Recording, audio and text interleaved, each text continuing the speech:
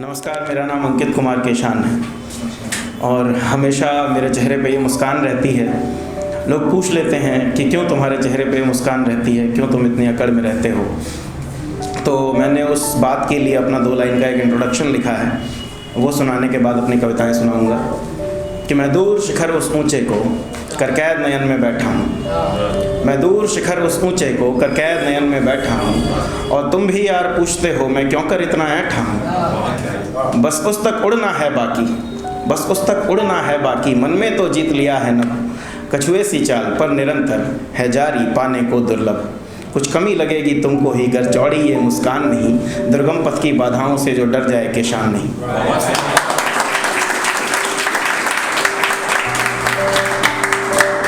तो पहली कविता थोड़ी सीरियस है।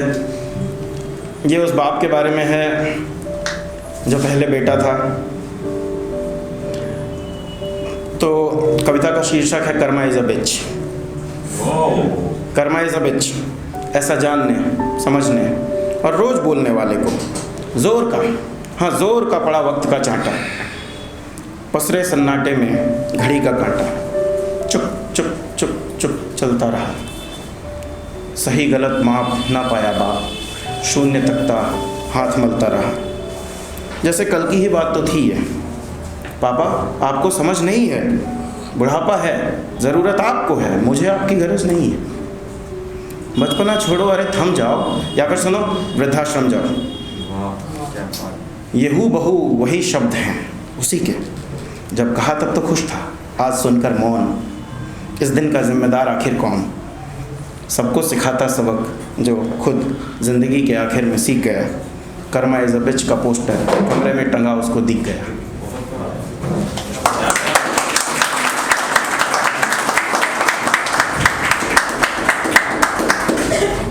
अब कुछ वो जो आप सुनना चाहते हैं। हालांकि ऐसे अनुभव तो हैं नहीं, लेकिन लोगों के अनुभव से निकाल ली है कविता। उस आधी छतरी के नीचे, उस आधी छतरी के नीचे कई ताकती नज़रों के बीच तुम्हारा बिल्कुल पास होना और मेरा दूर हट सा जाना। उस आधी बारिश से मुझे गिला है, तुम्हारा दुपट्टे से सर सुखाना, काफ़ी कुछ रह गया बाकी, अच्छा होता और भीग जाना। वो चूहे कूदने वाला लंच और बात बात पर सेल्फियाँ 1-8 दर्जन, कुछ घंटों का साथ लंबी ड्राइव, छोटे ठहाके, कुछ एक हाई फाइव, उन सबको कहीं रखा नहीं है, उन सबको मैंने कहीं रखा नहीं, मैंने फिर उन यादों को चखा नहीं।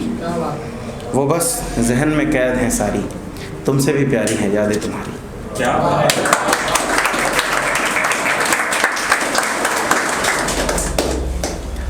और जब मुलाकात पर लिख दिया तो उस मुलाकात के बारे में फिर उसी के कंटिन्यूएशन में लिखा कि हमारी मुलाकात का वो एक लम्हा लिपटा है यादों की सिलवटों में, हमारी मुलाकात का वो एक लम्हा लिपटा है यादों की सिलवटों में।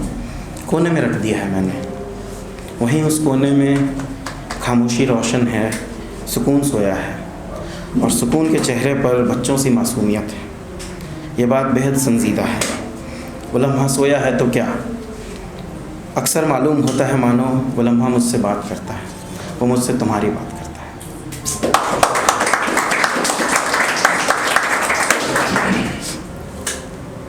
और कविता है कि सब ठीक हो जाता है, ये जीवन का सबसे बड़ा सच है। कविता है कुछ पाकर खोना है, कुछ खोकर पाना है, ये बात लगी थी सच्ची क्या, ये बात लगी थी अच्छी क्या, इन प्यारे लगते गीतों में थी जीवन सीमा था पच्ची क्या। क्या ऐसा जीवन होता है तो डर कैसा है, पाकर कुछ होना जब है ही तो खोने का डर कैसा है, और खोकर दुख क्यों होता है, खोकर कुछ पाना भी तो है। जीवन तो जीवन जैसा है, जीवन से प्यार तभी तो है। जैसे खो किसी खिलौने को, रोकर बच्चा सो जाता है, अगले दिन कुछ भी याद नहीं, सब कुछ अच्छा हो जाता है।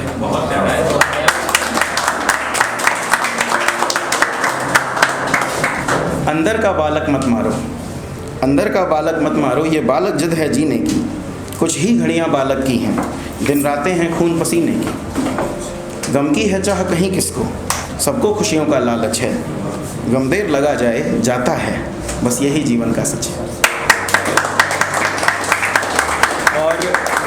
ये कविता आपके लिए है, जो सारे लोग सुनाने नहीं सुनने आए हैं। क्योंकि मैं बार बार ये बात कहता हूँ कि जो सुनते हैं ना बड़े प्यारे होते हैं।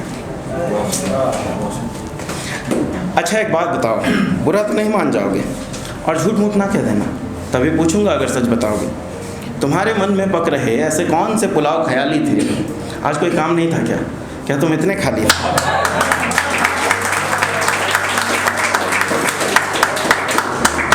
अगर ये गलती से हुआ तो हमदर्दी मुझे तुमसे बहुत है, लेकिन अगर जानबूझकर है तो अनोखा, सुंदर, अद्भुत है। मैं जो कहना पूछना चाहता हूँ, बात ऐसी भी संगीन नहीं है, लेकिन तुम आज खुद आ गए हो, मुझे बिल्कुल यकीन नहीं है। कहना हो तो कह दो, खुल जाओ, अब तो थोड़ा फ्रैंक हो। कहीं इस उम्मीद में तो नहीं शायद ये कोई प्रैंक हो। ये जो मुस्कुरा रहे हो तुम, ऐसा कौन सा चिराग पा गए हो जो छुट्टी के दिन इस महफिल में कविताएं सुनने आ गए? अरे ये कविता की महफिल, कहानी का मंच, संसार है। यहाँ सब सरफिरे आते हैं और कहते हैं खुद को कलाकार हैं। ये तो सब पगले हैं, मन की कढ़ाई में ख्याल पकाते हैं, और कोई चाहे ना चाहे ये सबको पकड़ पकड़ कर सुनाते हैं।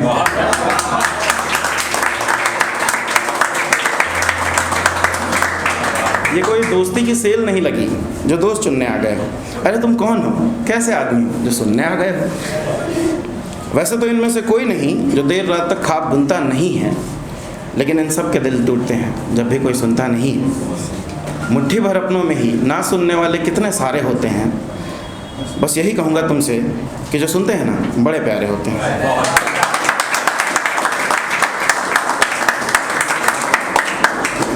100,000 लिखने वालों पर 10-5 सच्चे सुनने वाले मौजूद हैं। तुम 10-5 की बदौलत ही तो इन 100,000 का वजूद है। बात एक दूसरे की काट देते हैं, सबको अपनी सुनानी होती है, सबने कुछ झेला होता है, सबके पास एक कहानी होती है।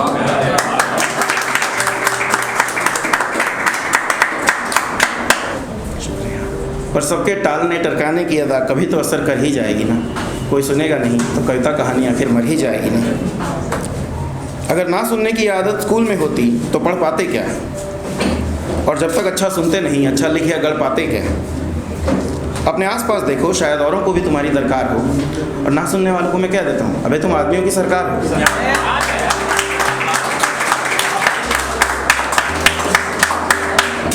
कभी कभी बात आम सी लगती है पर सजा हो जाती है। ना सुनना कभी कभी किसी की मौत की भी वजह हो जाती है। एक दौर से गुजरा था मैं जब गम के दरिया में खुद को पाया था। तुम जैसे कुछ सुनने वालों ने ही मुझे डूबने से बचाया।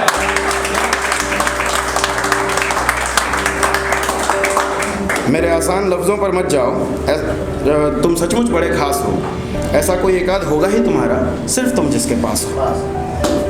अगर हाँ तो यकीन मानो तुम हजारों की भीड़ में भी जुदा हो। तुम्हें एहसास तक नहीं है तुम भी किसी के लिए खुदा हो।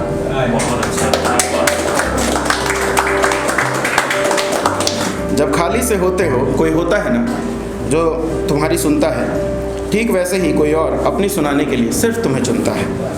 तुम जैसे लोग कम मिलते हैं, ऐसा नहीं कि बड़े सारे होते हैं। तुम सुन रहे हो ना, क्योंकि जो सुनते हैं बड़े प्यारे होते हैं।